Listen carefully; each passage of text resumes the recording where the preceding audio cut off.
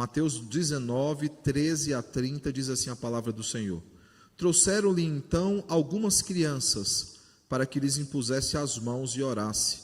Mas os discípulos os repreendiam. Jesus, porém, disse: deixai os pequeninos, não os embaraceis de vir a mim, porque dos tais é o reino dos céus. E tendo-lhes imposto as mãos, retirou-se dali. E eis que alguém, aproximando-se, lhe perguntou: Mestre, que farei eu de bom para alcançar a vida eterna? Respondeu-lhe Jesus: por que me perguntas acerca do que é bom? Bom só existe um. Se queres, porém, entrar na vida, guarda os mandamentos. E ele lhe perguntou: quais? Respondeu Jesus: não matarás, não adulterarás, não furtarás, não dirás falso testemunho. Honra o teu pai e a tua mãe, amarás o teu próximo como a ti mesmo. Replicou-lhe o jovem: tudo isto tenho observado. O que me falta ainda? Disse-lhe Jesus: se queres ser perfeito, vai, vende os teus bens, dá aos pobres e terás um tesouro no céu. Depois vem e segue-me. Tendo, porém, o jovem ouvido esta palavra, retirou-se triste, por ser dono de muitas propriedades. Então disse Jesus aos seus discípulos: em verdade vos digo que um rico dificilmente entrará no reino dos céus. E ainda vos digo que é mais fácil passar um camelo pelo fundo de uma agulha do que entrar um rico no reino de Deus. Ouvindo isto, os discípulos ficaram grandemente maravilhados e disseram: sendo assim, quem pode ser salvo? Jesus, fitando neles o olhar, disse-lhes: isto é impossível aos homens, mas para Deus tudo é possível. Então lhe falou Pedro: eis que nós tudo deixamos e te seguimos. O que será, pois, de nós? Jesus lhe respondeu: em verdade vos digo que vós, o que me seguistes, quando na regeneração o Filho do Homem se assentar no trono da sua glória, também vos assentareis em 12 tronos para julgar as 12 tribos de Israel. E todo aquele que tiver deixado casas, ou irmãos, ou irmãs, ou pai, ou mãe, ou mulher, ou filhos, ou campos, por causa do meu nome, receberá muitas vezes mais e herdará a vida eterna, porque muitos serão últimos e os últimos serão primeiros. Oremos ao Senhor. Santo Deus, maravilhoso Pai, estamos, Senhor, diante de Ti, diante, Pai, da Tua palavra, Senhor, clamando que o Senhor fale aos nossos corações, que o doce Santo Espírito ilumine as nossas mentes para que possamos entender a Tua palavra, para que Cristo, o profeta da igreja, ele fale aos nossos corações, ele venha nos admoestar, exortar, consolar, para que saímos daqui diferentes de quando chegamos, Pai. Saímos daqui, Senhor, entendedores, Pai, do que é a verdadeira riqueza e para onde devemos direcionar os nossos corações e todo o nosso esforço. Que verdadeiramente sejamos discípulos de Cristo, dispostos a deixar tudo por causa dele, Pai. É a nossa oração, em nome de Jesus. Amém. Podeis sentar, irmãos. Cristo, ele está falando do reino dos céus. Esse é o pano de fundo daquilo que ele está tratando no texto de hoje e que ele tratará no próximo domingo também. Tanto que o capítulo 20 ele abre dizendo isso, né?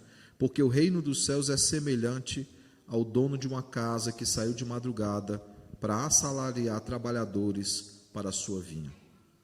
Jesus está falando sobre o reino dos céus. Ele não está falando sobre o reino dos céus apenas no capítulo 19 ou no capítulo 20. No capítulo 18 ele já está tratando sobre isso. Por exemplo, veja a pergunta que é feita no capítulo 18.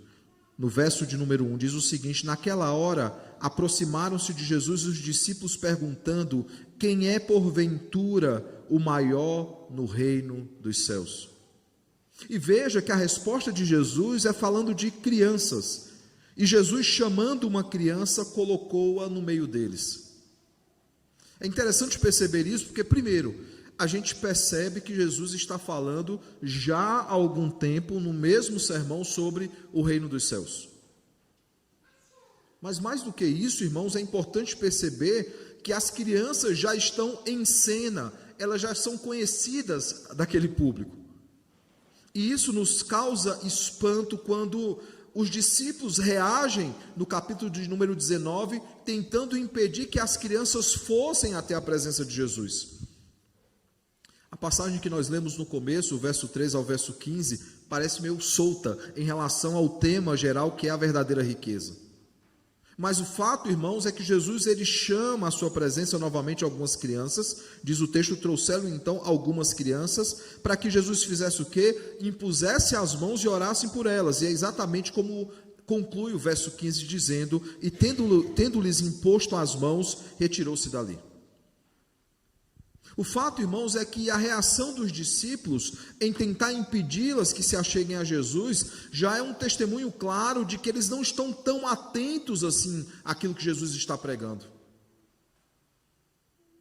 Tanto que no segundo momento, o texto nos deixa bem claro que Jesus faz questão de explicar a cena que acabou de acontecer. Quando o jovem rico chega até Jesus, conversa com Jesus, no verso 23, o verso 22 diz que o jovem foi embora, no verso 23 diz, então Jesus disse aos seus discípulos. Jesus percebe que os seus discípulos não estão tão atentos assim, por quê? Porque ao tentá-las impedir as crianças de se achegarem até Cristo, é praticamente dizendo o seguinte, eles ainda não entenderam que é necessário ser como uma criança para entrar no reino dos céus. Tanto que caminhando mais um pouco, a gente vai perceber que talvez os discípulos achassem que as crianças fossem uma distração para Jesus. Vamos tentar aqui fazer uma meia-culpa para os discípulos. Talvez eles imaginassem que no primeiro momento foi o próprio Cristo que traz a criança para servir como exemplo. Mas agora, no segundo momento, alguém traz as crianças até Jesus e talvez aquilo atrapalhasse aquele ensino de Jesus sobre o casamento, por exemplo.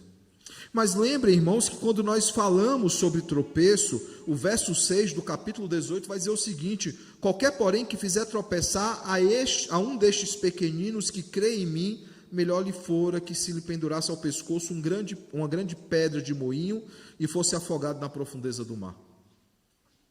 As crianças aqui têm um foco muito importante para Jesus. E é necessário que fique claro, irmãos, uma coisa. Primeiro, ele diz que aquelas crianças são súditos em seu reino, tanto que ele abençoa aquelas crianças. Mas, ao mesmo tempo, é preciso que fique claro que Jesus não está ensinando que o reino dos céus pertence às crianças. Por que a importância de falar sobre isso? Porque algumas matizes teológicas, doutrinárias, entendem que a criança, até a idade da razão, ela é quase que desprovida de pecado. E aí, ela é salva até aquele momento. No momento em que ela atinge a idade da razão, ela perde aquela salvação e agora ela tem que conquistar aquela salvação. Não é isso que Jesus está ensinando. O que Jesus está ensinando é que é necessário ser como uma criança. E nós já olhamos para esse aspecto da pureza, o aspecto da inocência, no sentido de fazer tudo de forma obediente diante do Senhor. Até o aspecto mesmo de que uma criança, qualquer coisa já alegra o coração de uma criança, diferente de alguns adultos que passam a ser mais exigentes em relação às bênçãos do Senhor. O fato é que nós vemos, irmãos, que é necessário e essencial que sejamos como crianças para que participemos do reino dos céus. Nós vemos então que no final dessa pequena introdução, Jesus então, ele não apenas dá um lugar importante às crianças na sua igreja e no seu reino, mas ele também abençoa aquelas crianças. É necessário, irmãos, lembrar que as crianças têm sim um papel importante. Para nós que somos pedobatistas, que cremos que as crianças, os filhos da aliança, fazem parte também da aliança, por isso batizamos crianças, é necessário lembrar que em Atos 2:39, Pedro também dá essa importância, dizendo que a promessa não é apenas para os pais, mas também sobre os vossos filhos. Quando olhamos para Efésios 6, de 1 a 3, e nós vemos que Paulo tem a preocupação de falar a crianças, quando fala aos filhinhos, e ali não são filhinhos de 20 anos, de 30 anos, não, ali são crianças. Por quê? Porque um judeu com 12 anos, ele já era tido como maior de idade, inclusive já se casava. O fato, irmãos, é que há um lugar importante para as crianças. Há alguns que tentam argumentar, olhando para esse texto, que esses pequeninos não seriam crianças, Mas, irmãos, não apenas o texto de Mateus diz, no verso 13, trouxeram-lhe então algumas crianças para que lhes impusesse as mãos e orasse. Não apenas isso, mas o próprio Lucas, capítulo 18, no verso 15, no texto paralelo a esse, afirma categoricamente que esses pequeninos não são pessoas pequenas na caminhada cristã ou imaturas na caminhada cristã. Esses pequeninos são de fato crianças. Onde fica muito claro, então, que ele está tratando com crianças. E o texto diz no verso 15, então, que ele impôs as mãos sobre essa criança. E parece que ele fechou um arco aqui. No capítulo 18, ele fala sobre crianças, sobre a importância das crianças no reino dos céus. E aqui parece que ele fecha um arco em relação a isso. Mas perceba, irmãos, que ele está ainda pregando o sermão chamado Sermão do Reino. E ao tratar então sobre o reino dos céus, ele tem uma ilustração muito boa para falar sobre o reino dos céus, porque um jovem rico vai ao seu encontro, e há essa ênfase no texto aqui, de que esse jovem ele tinha posses, isso principalmente no verso de número 22, retirou-se dali por ser dono de muitas propriedades. Esse jovem rico então, ouvindo aos ensinamentos de Jesus, ele procura a Jesus e ele trata Jesus por mestre. Ele reconhece que Jesus é um mestre, alguém que tem algo a ensinar. E a pergunta então que ele faz para Jesus é: mestre, que farei eu de bom para alcançar a vida eterna? Interessante a resposta de Jesus, e talvez vocês achem um pouco estranho o texto, porque a memória que vocês vão ter é o texto de Marcos e o texto de Lucas, e já eu vou explorar um pouquinho o que os outros relatos do mesmo texto nos outros evangelhos, como é que Jesus responde ao jovem rico. O fato é que ele pergunta: mestre, que farei eu de bom para alcançar a vida eterna? E a resposta de Jesus foi: por que me perguntas acerca do que é bom? Outras versões dirão: por que tu me chamas de bom? E ele continua dizendo: bom só existe um. Se queres, porém, entrar na vida eterna, guarda os mandamentos. Percebe, irmãos, que a fala de Cristo ela é harmoniosa com outra fala sua, que é dita em João, ali em João 14, 21, enquanto ele falava do Consolador, daquele o Espírito Santo seria enviado para nos convencer a respeito do pecado, da justiça e do juízo. Em João 14, 21, é dito o seguinte: aquele que tem os meus mandamentos e os guarda, esse é o que me ama. E aquele que me ama será amado por meu Pai, e eu também o amarei e me manifestarei a ele. Ele não está dizendo, irmãos, que os mandamentos são meio de salvação. O que ele está dizendo é que aquele que guarda os mandamentos manifestam salvação. Manifestam que são do Senhor. A lei não tem um papel salvífico, ela tem um papel santificador. A lei nos prepara para vivermos em obediência ao nosso Deus. Perceba que ao dizer isso, então, que é necessário guardar os mandamentos, Jesus está chamando aquele jovem à obediência. E o jovem ainda não havia entendido a profundidade disso, como nós veremos mais à frente. Ele não entende, irmãos, a profundidade da obediência do decálogo como manifestação de salvação. Por que ele não entende? Porque nós perceberemos, iremos perceber que ele até fecha com os 6 últimos mandamentos: amar ao próximo como a ti mesmo, mas quando se trata de amar a Deus sobre todas as coisas, inclusive sobre as riquezas, aquele jovem tem problemas para interpretar e para viver isso. Mais uma vez, irmãos, é importante entender, para que possamos seguir o próximo passo nesse texto, é necessário entender que Jesus não está defendendo uma salvação por obras. Pelo contrário, ele vai discutir isso. Por quê? Porque na sua resposta, ele diz o seguinte àquele jovem, ele vai perguntar o seguinte, verso de número 17, por que me perguntas acerca do que é bom?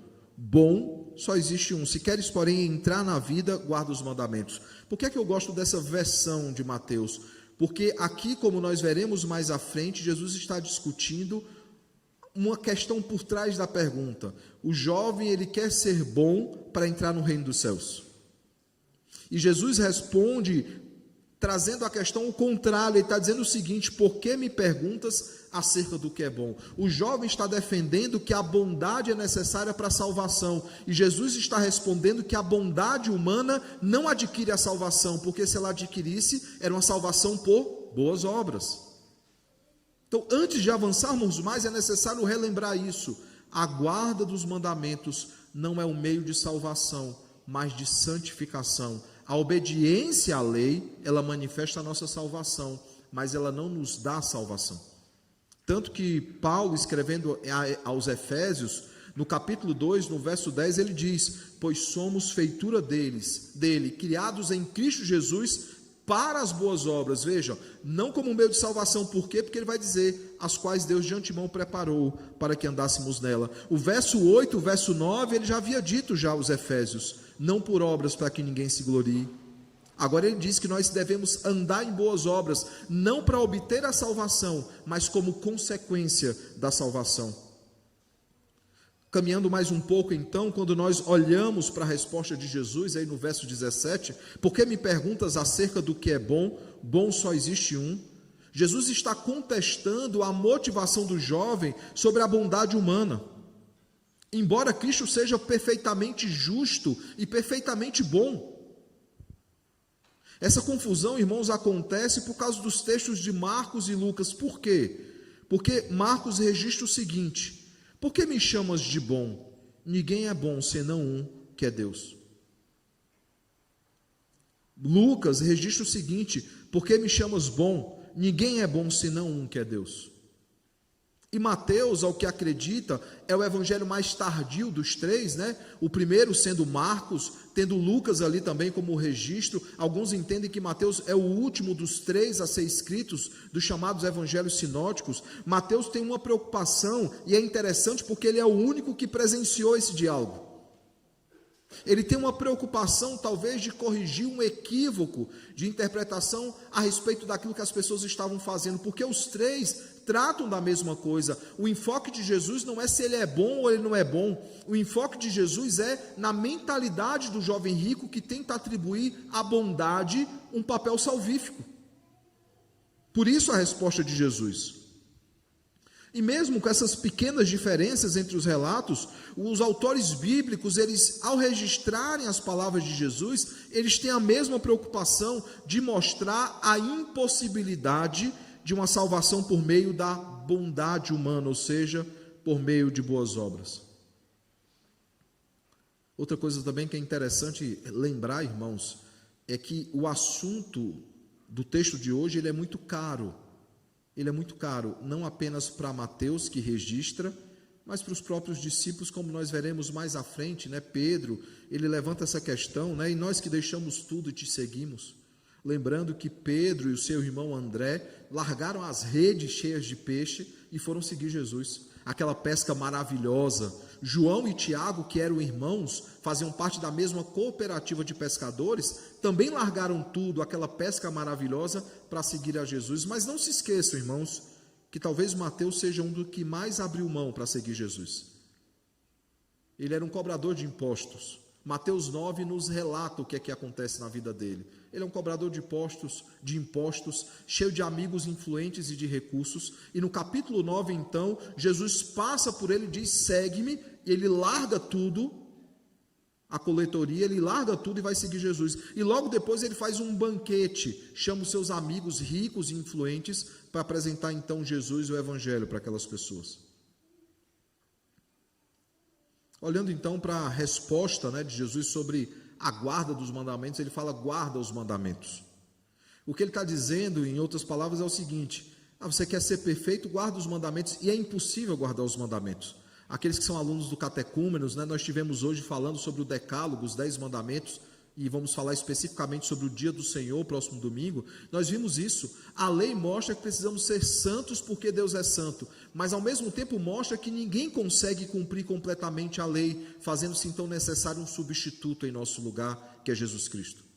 Aqui Jesus então ele diz: é necessário guardar os mandamentos. E aí o jovem rico pergunta então: quais mandamentos? Veja aí o verso 18 e o verso 19 do texto. Ele vai então listar alguns mandamentos. Ele vai falar: não matarás. Ele está citando aí o 6º mandamento. Não adulterarás, ele está citando o 7º mandamento. Não furtarás, ele está citando o 8º mandamento. Não dirás falso testemunho, ele está citando o 9º mandamento. Honra a teu pai e a tua mãe, ele está citando o 5º mandamento. E aí ele cita então, ele não cita o 10º mandamento, que é o não cobiçarás, talvez porque já está implícito, por exemplo, no furtar, né, na questão do não roubarás, mas ele não cita o 10º mandamento, ele cita o resumo dos mandamentos, que é qual? Amarás ao teu próximo como a ti mesmo. Jesus, ele cita então, irmãos, esses mandamentos, faltando apenas o 10º, naquela segunda parte dos mandamentos, e o jovem replicou dizendo o seguinte: tudo isso eu tenho observado, o que é que me falta? Jesus sonda e conhece o coração desse jovem. Ele sabe que possivelmente esse jovem era alguém que, como um bom judeu, buscava cumprir os mandamentos. Mas a resposta de Jesus é o arremate final, o checkmate nessa conversa. Ele diz o seguinte: disse então Jesus: se queres ser perfeito, vai, vende os teus bens, dá aos pobres e terás um tesouro no céu, depois vem e segue-me. Esse jovem, irmãos, poderia até se esforçar para cumprir uma parte dos mandamentos que é referente a amar ao próximo como a ti mesmo, mas é muito óbvio que ele não estava se esforçando para cumprir os 4 primeiros mandamentos, que era amar a Deus sobre todas as coisas. Porque a resposta de Jesus é o seguinte: abre mão de tudo e me segue. Ou seja, não ame as riquezas desse mundo. Não coloque o seu coração nas riquezas desse mundo. Esse jovem amava as suas posses, tanto que o verso 22 nos diz: tendo o jovem ouvido esta palavra, retirou-se triste, por ser dono de muitas propriedades. Jesus, conhecendo o coração desse jovem, ele dirige então uma palavra a esse jovem e depois ele dirige aos seus discípulos. Ao dirigir a palavra aos seus discípulos, ele adverte sobre o perigo das riquezas, dizendo que eles deveriam guardar o coração deles em relação ao amor às riquezas, eles deveriam guardar o coração deles em relação a colocar o coração nas riquezas, ou não amar a Deus acima das riquezas. Interessante, irmãos, porque nós veremos nos pontos que serão expostos essa noite, que esses são ensinos reproduzidos em outros textos.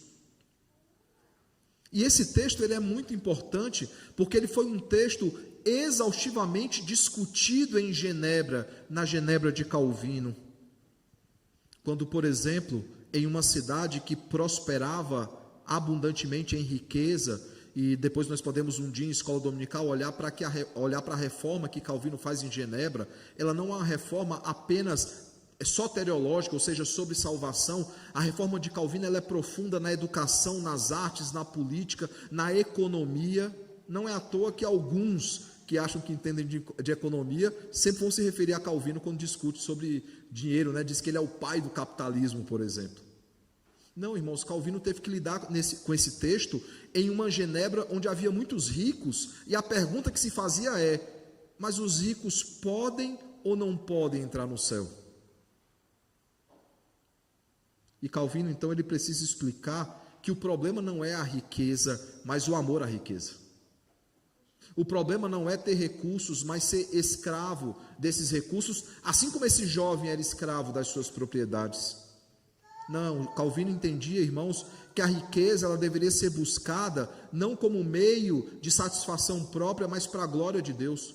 Porque quanto mais éramos abençoados financeiramente, mais nós poderíamos dar um sustento digno às nossas famílias. Mais nós poderíamos, irmãos, ajudar os necessitados. Por isso, Calvino defendia que toda busca de recursos deveria ter um fim glorioso, que era a glória de Deus, e um fim proveitoso, que era a assistência dos familiares e dos necessitados. Não era bem visto em Genebra aqueles que não gostavam de trabalhar. Alguém que fosse para Genebra, e muitos afluíram para lá, porque virou a cidade do momento, pessoas que afluíam para Genebra de outras nações, era dado a eles a oportunidade e os recursos necessários para que eles desenvolvessem uma mão de obra, para que eles aprendessem o ofício e trabalhassem. Se eles continuassem na cidade sem trabalhar e sem produzir, eles eram convidados gentilmente a deixarem a cidade. Mas Calvino também não via com bons olhos aquele que trabalhava demais, o faz tudo, ou até mesmo aquele que fazia bico em qualquer horário. ou aquele que acumulava funções. Isso não era bem visto em Genebra. A chamada mão de obra especializada, tão discutida nos nossos dias, foi profundamente discutida em Genebra. Eu devo fazer aquilo que Deus me vocacionou para fazer. Eu devo me dedicar àquelas ferramentas que Deus colocou nas minhas mãos.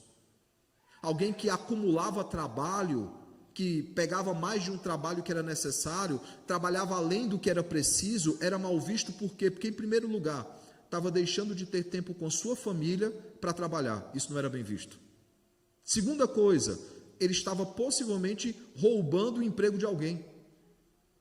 Perceba então que a preocupação ali em Genebra é uma preocupação que é lícita, são discutidas questões lícitas, e esse texto ele nos ensina não apenas como devemos lidar com a riqueza, mas ele nos ensina que há uma riqueza que é superior, há uma riqueza que deve sim ser procurada de todo jeito, que é a riqueza que vem dos céus, os tesouros celestes, sobre uma herança que é melhor, uma herança que não é passageira, ela durará eternamente, que é o reino dos céus. Jesus está afirmando que a melhor riqueza que qualquer um pode ter é ser súdito do rei. E a melhor propriedade que qualquer um pode ter é a terra celeste, a pátria celeste, onde todos nós um dia estaremos eternamente com o Senhor. Eu pergunto então, irmãos, quais são as lições que Jesus deseja ensinar nesse sermão, para que a partir dessas lições nós possamos tirar aplicações importantes para a nossa vida? A primeira delas, irmãos, é que a verdadeira riqueza é obedecer a Deus. Essa é a verdadeira riqueza. O primeiro aspecto da verdadeira riqueza. Não existe nada mais rico e maravilhoso do que obedecer o Senhor. No texto, irmãos, fica muito claro a importância de obedecer a Deus, que nos dá, irmãos, ordens muito claras por meio do decálogo. O Senhor nos deu os 10 mandamentos para que o reconheçamos como santo e saibamos aquilo que o agrada. Para que por meio desses 10 mandamentos nos lembremos que nós não servimos a qualquer Deus ou a qualquer pessoa. O Deus que nós servimos, Ele é santo, Ele requer de nós santidade. Nós precisamos, irmãos, amar a Deus sobre todas as coisas, o primeiro ao 4º mandamento, e também amar ao próximo como a nós mesmos, o 5º ao 10º mandamento. Nós não podemos escolher qual mandamento nós vamos obedecer. Nós devemos buscar obedecer a todos, devemos tentar obedecer a todos. Sim, irmãos, é exatamente isso, tentar. Porque, por causa do nosso pecado, não serão todas as vezes que nós seremos bem-sucedidos nessa tentativa, mas nós tentamos, pecamos, pedimos perdão ao Senhor e tentamos mais uma vez e mais uma vez. Infelizmente, irmãos, por causa do pecado, nunca obedeceremos ao Senhor de forma plena, mas nós nos esforçaremos todos os dias para sermos obedientes ao Senhor. Catecismo de Heidelberg, a pergunta 114, exploramos essa pergunta hoje na classe de catecúmenos. Ela nos ensina o seguinte: mesmo o mais santo dos homens, enquanto estão nessa vida, apenas começam a obedecer, referindo-se ao decálogo. No entanto, com um sincero propósito, mesmo eles começam a viver não somente de acordo com alguns mandamentos, mas com todos os mandamentos do Senhor. Você já parou para olhar para a sua caminhada cristã? Aqueles que já caminham já há mais tempo vão perceber isso. Havia alguns pecados que você lutava e hoje você não luta mais porque eles foram vencidos na sua vida. Eles não têm mais o mesmo peso que já tiveram. Claro, depois nós temos que lutar com outros pecados. E a cobiça dos nossos corações que nos tenta o tempo inteiro nos faz lutar constantemente contra a nossa carne, contra este mundo e contra Satanás. Mas você já parou para pensar que há pecados que, pela graça de Deus, você não tem mais problema com ele? Você já teve problema naquela área, mas aquela área é uma área superada já na sua vida? Esse é o nosso desafio, irmãos, lutar contra o pecado em obediência ao Senhor. E nós lutamos, aquela batalha de todos os dias, de todas as horas, e nós lutamos e lutamos por obediência e por amor ao Senhor. Esse é um dos aspectos da verdadeira riqueza, obedecer a Deus. A segunda coisa, irmãos, que a verdadeira riqueza nos ensina, um segundo aspecto, não é apenas obedecer ao Senhor, mas estar disposto a deixar tudo por ele e, se necessário for, deixar tudo por ele de fato. O jovem rico, irmãos, mesmo perguntando sobre o reino de Deus, estava muito apegado às coisas desse mundo, e esse é o grande problema. Riley, né, escrevendo sobre o nosso coração e sobre falarmos pouco sobre a pátria celeste, vai dizer que o grande motivo da igreja falar pouco sobre o reino de Deus, sobre a pátria celeste, é porque muitos crentes se sentem em casa nessa pátria e estão muito ocupados com as questões dessa vida. Filipenses, Paulo escrevendo aos Filipenses no capítulo 3, verso 19, diz o seguinte, a respeito de homens que são chamados de inimigos da cruz, diz o seguinte, o destino deles é a perdição, o Deus deles é o ventre, e a glória deles está em sua infâmia. Alguns buscam os famosos 15 minutos de fama. Para alguns é glória isso, ter aqueles 15 minutos de fama. A alegria desses inimigos da cruz era o contrário, era infâmia, não era fama. Eles eram infames, ou seja, eles tinham uma má fama diante do Senhor, e eles se gloriavam disso. E o texto continua dizendo, visto, por que eles eram tão desobedientes a Deus, eram inimigos da cruz, eram inimigos de Cristo, por que a infâmia era a alegria deles? Veja o que é que o texto diz, visto que só se preocupam com as coisas terrenas. E a ênfase do texto é a isso, só se preocupam. Por que essa é a ênfase do texto? Porque nós temos preocupações nessa vida, irmãos. Nós temos preocupações com o dia de amanhã, apesar que Mateus vai nos dizer que nós não devemos estar preocupados com essas coisas. Mas nós nos preocupamos com o que vestir, o que comer, o alimento que nós temos que dar para a nossa família. Nós lutamos todos os dias para que nós e os nossos entes queridos não passem por necessidade. Mas vejam que esses inimigos da cruz, a preocupação deles estava apenas nas coisas terrenas. E logo depois ele vai dizer que a nossa pátria está nos céus, é onde nossos corações devem estar. Timóteo, né, escrevendo a Timóteo, Paulo, escrevendo a primeira carta a Timóteo, no capítulo 6, verso 10, vai dizer, o amor ao dinheiro é a raiz de todos os males. Havia um prédio lá em Mossoró, um prédio grande de esquina, depois ele já foi alugado, mas um prédio muito grande. E a história daquele prédio, que passou tanto tempo fechado, mesmo estando em reforma bem avançada e com um layout bem moderno para o lugar onde ele estava, né, porque era um local de prédios mais antigos, eu passava na frente daquele prédio e via aquele prédio fechado por anos e não entendia o motivo. Até que eu perguntei para alguém, por que esse prédio, o prédio está pronto já, é só concluir algumas questões de acabamento, inaugurar e botar uma loja aí, qualquer coisa. Por que esse prédio ele não avança? Ele falou, pastor, deixa eu contar a história desse prédio. O dono desse prédio era um homem muito rico em Mossoró, e de muitas posses. E a filha desse homem achava que tinha direito a ter essa posse antes, uma parte das posses, né? E ela resolveu acelerar as coisas, matando o próprio pai. O amor ao dinheiro é a raiz de todos os males. Irmãos, eu podia contar outras histórias aqui que nós conhecemos bem. Histórias que se tornaram conhecidas a nível nacional de uma filha que planejou a morte dos próprios pais. O fato, irmãos, é que de fato o amor ao dinheiro é a raiz de todos os males. Você quer ver uma família entrar em colapso? Envolve herança na história. Não toda família, claro. Mas se você vai atrás de um problema entre familiares, entre irmãos, envolve dinheiro. Aquelas empresas familiares, quando os pais morrem, algumas delas viram motivo de briga, de discussão. O apego, o amor, irmãos, ao dinheiro é a raiz, é o motivo por trás de todos os males. E Paulo, então, adverte Timóteo sobre isso, diz que a cobiça, essa cobiça por dinheiro, pode nos desviar da fé e nos atormentar. Por isso nós precisamos ficar atentos, irmãos. Um outro texto que também nos esclarece sobre isso é um texto também de Paulo. Paulo fala bastante sobre isso. Lá em Colossenses 3, verso 5, diz que a avareza, que é o amor ao dinheiro, é idolatria.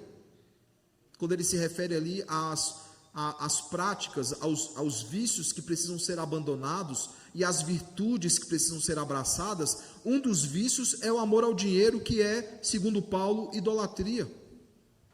Mas o próprio Cristo já falou sobre riqueza, escrevendo, naquilo que foi escrito em Mateus, nas palavras registradas de Jesus, ele já havia tratado sobre isso. Quando nós olhamos, eu peço que você volte um pouco aí, o Evangelho de Mateus, para o capítulo de número 6, é um capítulo que fala muito sobre a questão das riquezas, e eu vou pontuar alguns textos aqui para ficar muito claro isso. Veja o verso 19 ao 21, o que é que ele fala? Mateus 6, 19 a 21. E aí você continua em Mateus 6, que eu vou pontuar outros textos. Não acumuleis para vós outros tesouros sobre a terra, onde a traça e a ferrugem corroem, e onde ladrões escavam e roubam.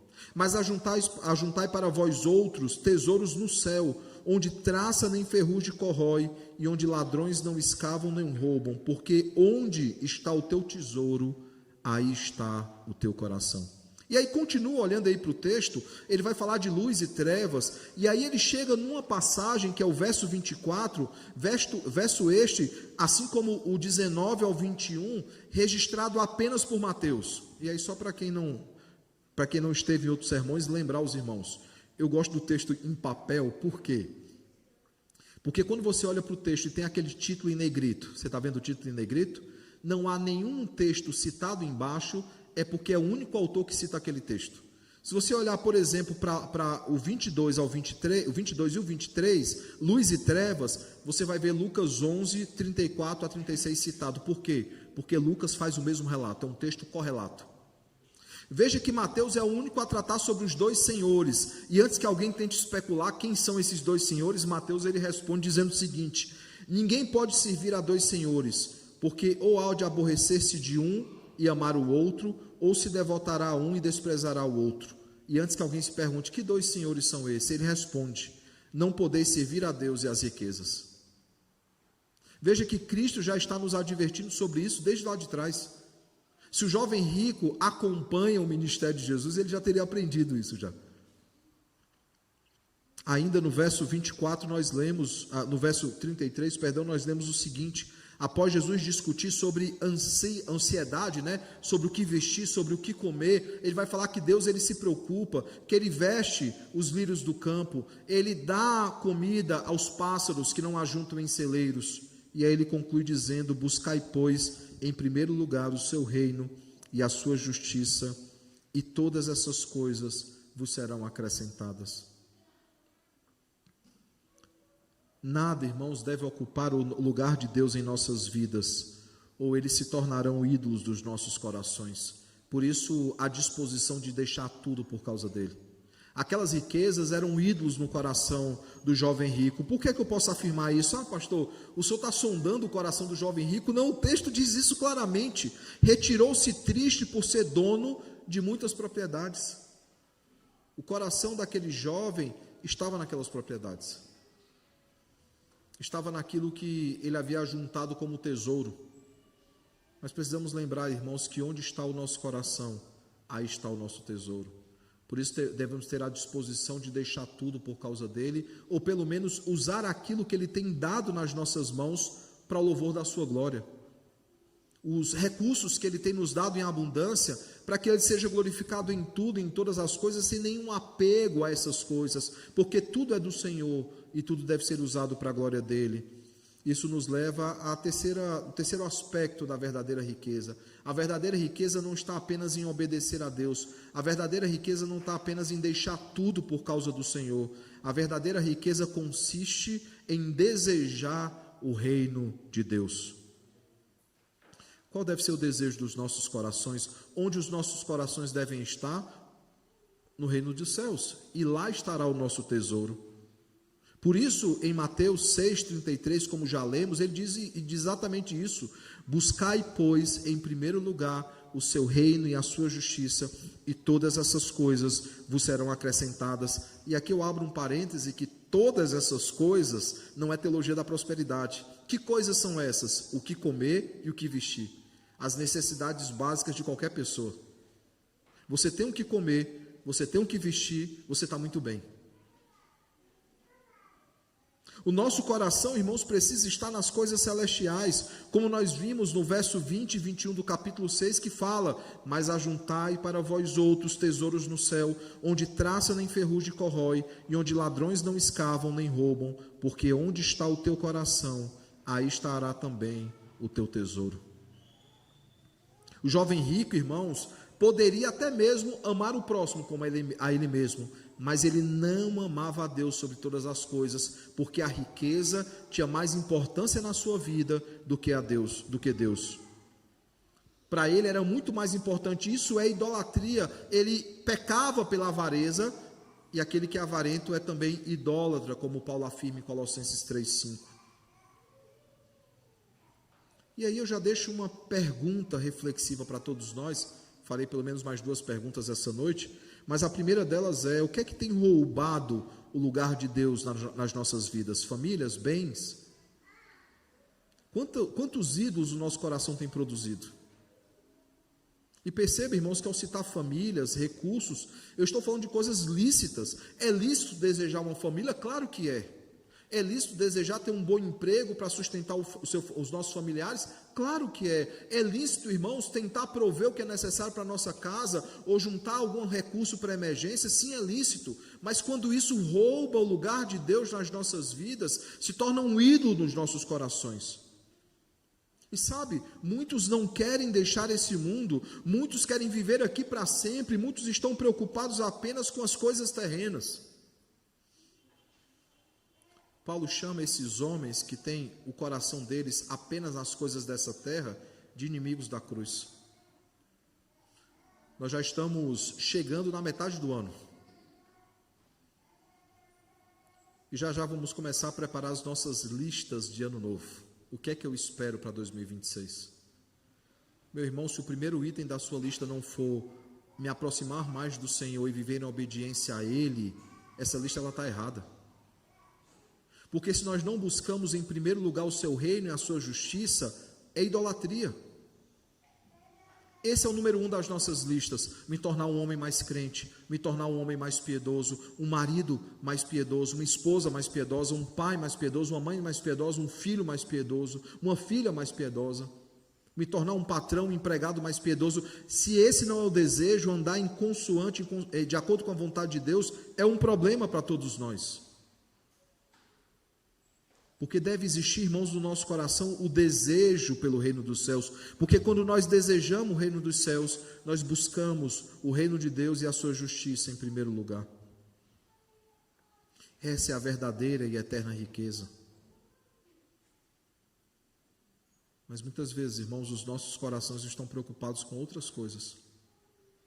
Paulo, ele tinha um coração dividido. E muitos têm corações divididos de outra forma. Paulo, ele tinha um coração dividido. O coração dividido de Paulo, e é interessante essa expressão, talvez alguns não conheçam, mas aqueles que cresceram na igreja ouviam bastante sobre coração dividido quando tratava da divisão de Israel, né, do reino de Israel. Coração dividido, reino dividido, né? Salomão tem um coração dividido lá entre riquezas e entre o Senhor, e isso traz divisão para o reino de Israel. O coração dividido de Paulo era o seguinte: uma parte do coração de Paulo queria estar com o Senhor, que era infinitamente melhor. E uma outra parte do coração de Paulo queria continuar nessa terra servindo a Deus. Veja que é um coração dividido até lícito, porque diz o seguinte: eu quero continuar servindo ao Senhor, meu coração anseia por isso, mas meu coração anseia muito mais por estar com o Senhor, e ele enfatiza que é infinitamente melhor. Mais glorioso do que servir a Deus nessa terra é estar com o Senhor eternamente. Por isso eu pergunto, irmãos, que aplicações nós podemos tirar então desses 3 aspectos: obediência ao Senhor, a deixar tudo por causa dele, né? Como Jesus disse: aquele que quer vir após mim, negue-se a si mesmo, diariamente tome a sua cruz e siga-me. Deixar tudo por causa dele, ou até mesmo desejar o reino dos céus. Quais são as aplicações que nós podemos tirar do texto dessa noite? A primeira delas, irmãos, nós precisamos obedecer ao Senhor, fazendo tudo o que a sua palavra nos ordena, com gratidão e alegria em nossos corações, pois o amamos. Não deve ser pesado para nós obedecer a Deus. Deve ser motivo de alegria e grande satisfação. Porque nós só podemos obedecer ao nosso Pai porque um dia Ele nos tornou filhos.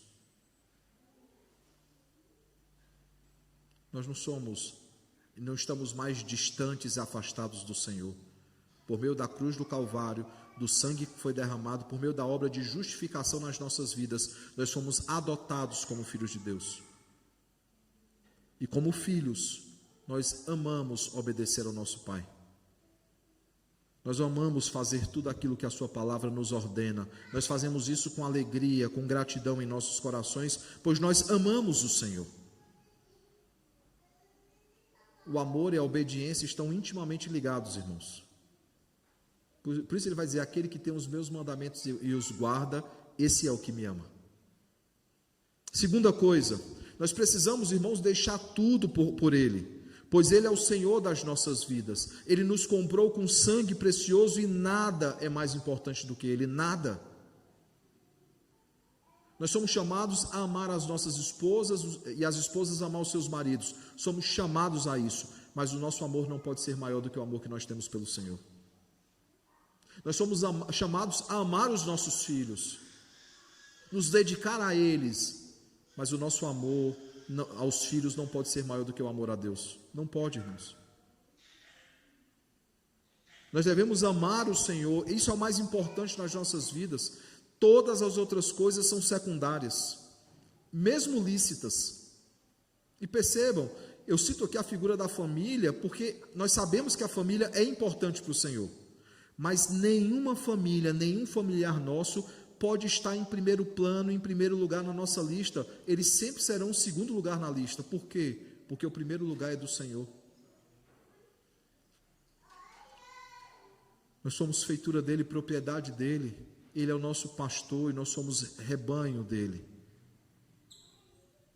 Terceira e última coisa, irmãos, nós precisamos desejar o reino dos céus, buscando em primeiro lugar o seu reino e a sua justiça, sabendo que o mais ele nos dará, se for importante. Jesus citar necessidades básicas, ele está dizendo o seguinte: há coisas que são importantes, há coisas que não são.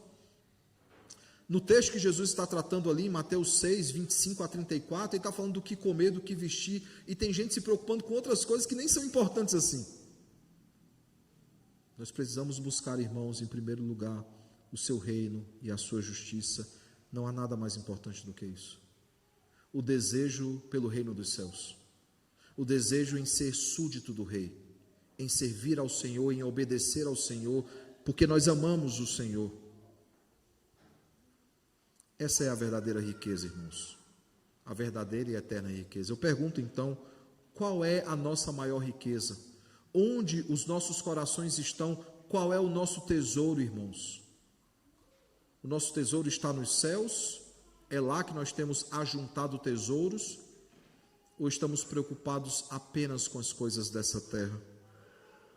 A minha oração e meu desejo sincero, irmãos, é que o bom e eterno Deus nos ajude a entender que é necessário que o obedeçamos em todo o tempo. Que o Senhor nos ajude, irmãos, a deixar tudo por causa dele, tudo. Tudo entregar nas mãos do Senhor, porque tudo vem das mãos do Senhor.